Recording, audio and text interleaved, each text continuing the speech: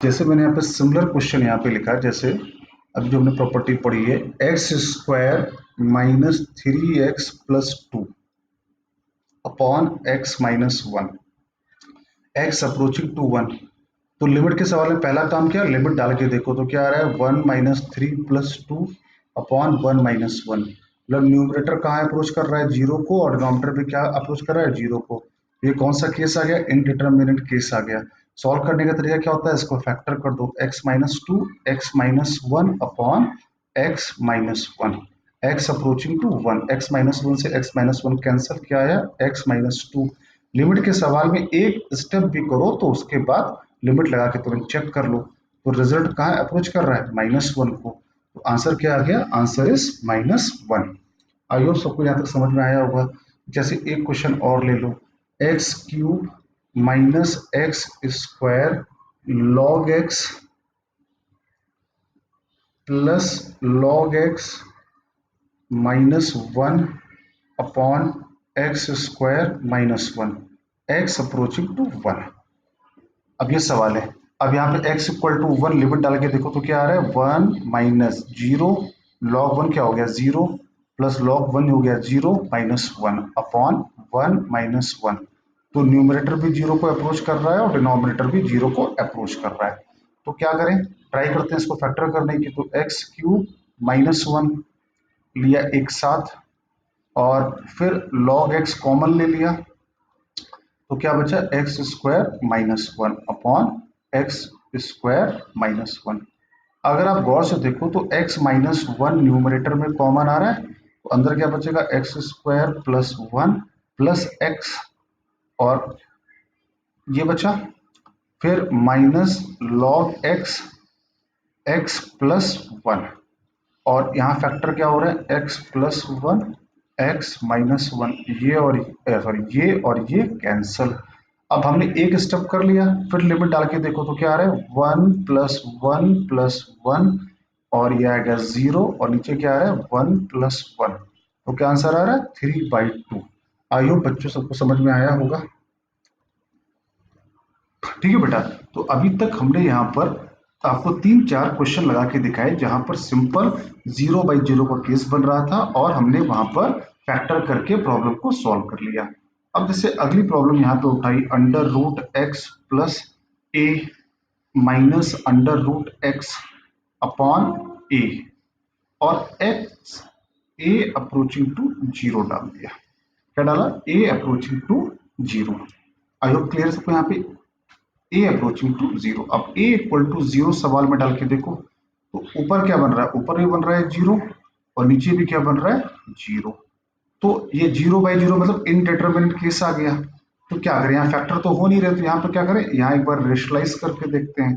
x plus a minus root x plus a plus root x upon root x plus a plus root x, और a आ गया, और ए approaching to 0।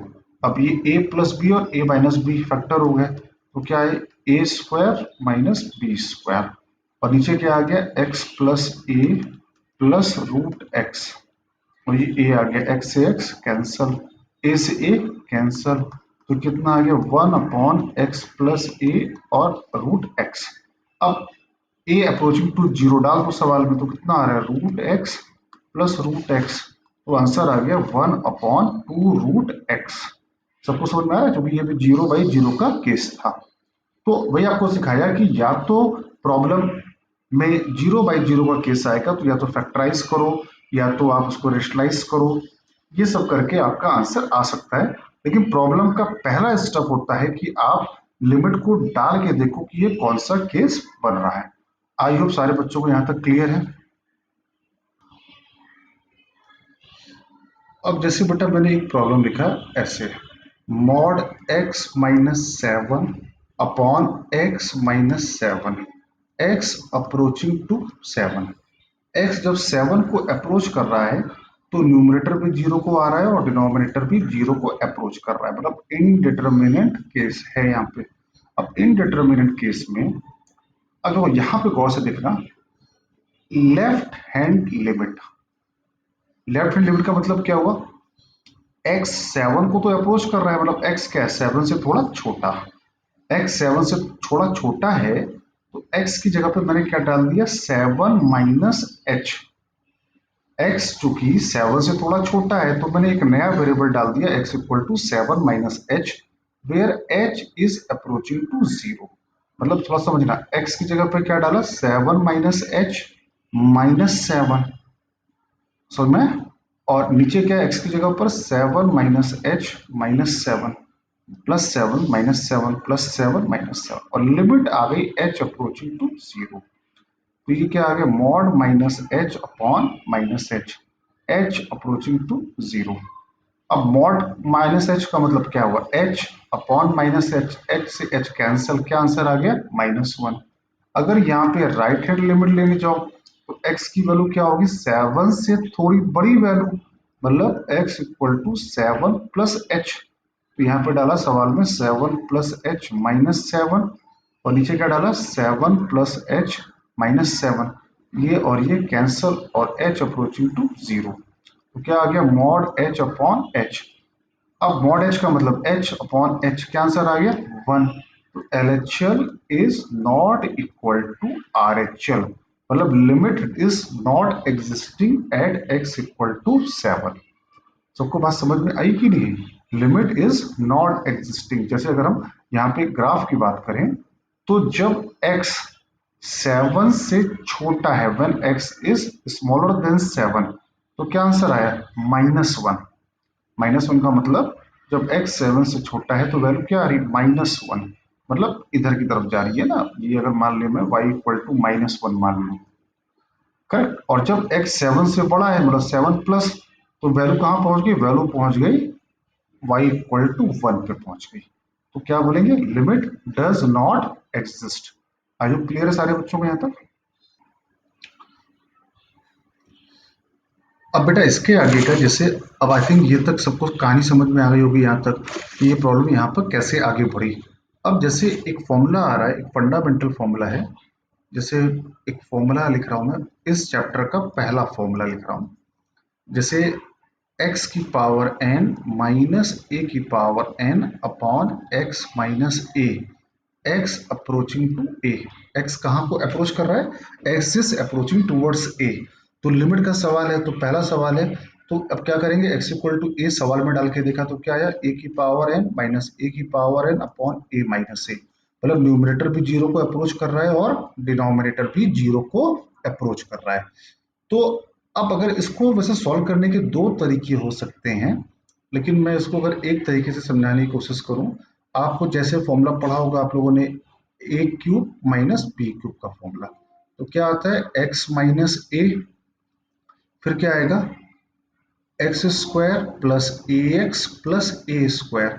तो वैसे ही x की power n minus a की power n का formula x minus a, फिर x की पावर n माइनस वन, फिर प्लस x की power n minus two into A.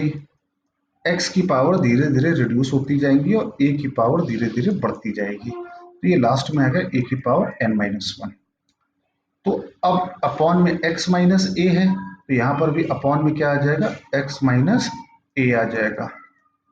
x approaching to a है, यहाँ पर भी x अप्रोचिंग टू a है, x माइनस ए से x माइनस ए कैंसिल हो गया। अब x इक्वल टू ए सवाल में डाल के देखो तो क्या आ रहा है, a की पावर n माइनस वन। यहाँ पे x इक्वल टू ए डाल के देखो तो a की पावर n माइनस वन, फिर x इक्वल टू ए यहाँ पर तो a की power n minus one. a की पावर n माइनस वन को बेटा n बार ऐड करोगे तो क्या आएगा, n इंटू ए की power n minus n one. आगे से ये रिजल्ट x की पावर n माइनस ए की power n upon x minus a, x approaching to a, क्या आंसर आएगा, n इंटू ए की पावर n माइनस वन। ये रिजल्ट आपको मेमोराइज होना चाहिए। इसके ऊपर आईआईटी में काफी सारे क्वेश्चंस पूछे गए हैं। जैसे इसी के ऊपर हम लोग इसी फॉर्मूले का एप्लीकेशन देख लेते हैं।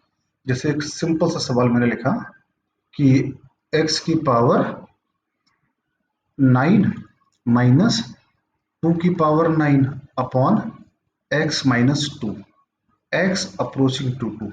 तो फॉर्मूला हो गया बेटा, x की पावर n माइनस ए की power n upon x minus a. तो क्या आंसर होगा n इंटू ए की पावर n माइनस 1। तो आंसर आ गया n इंटू 2 की पावर 8 आ गया। एक और क्वेश्चन लिख लेते हैं। जैसे मान लो लिखा है x plus x square plus x cube से लेके मान लो x की पावर 10 लिखा है, क्लियर, माइनस 10 लिखा है, अपॉन x माइनस 1 लिखा है, और x अप्रोचिंग टू 1। तो ये भी लिमिट का सवाल है, तो पहला काम क्या होगा, x इक्वल टू 1 सवाल में डाल के देखो। तो x इक्वल टू 1 डाला तो क्या आ रहा है, 0/0 का केस आ रहा है कि नहीं आ रहा है। अब क्या कुछ ये फॉर्मूला हमको समझा रहा है, देखो इसको हम ले सकते हैं x minus 1 x square minus 1 x cube minus 1 से x की पावर 10 माइनस 1। अब x माइनस 1 सबके नीचे है, तो x माइनस 1 एक्स माइनस 1 और x माइनस 1, ये आ गया 1। यहाँ पे क्या आएगा n इंटू, याद है ना, n इंटू ए की पावर n माइनस 1। यहाँ पर भी n इंटू ए की पावर n माइनस 1 से चलते चलते n इंटू ए की पावर n माइनस 1। ये कितना आ गया 1 प्लस 2 प्लस 3, फिर कहाँ तक 10 तक, तो ये आ गया n इंटू एन प्लस 1/2। तो आंसर आ गया 55। आई थिंक सारे बच्चों को समझ में आया होगा इस फॉर्मूले का एप्लीकेशन कैसे करना है। ठीक है बेटा, क्लियर सारे बच्चों।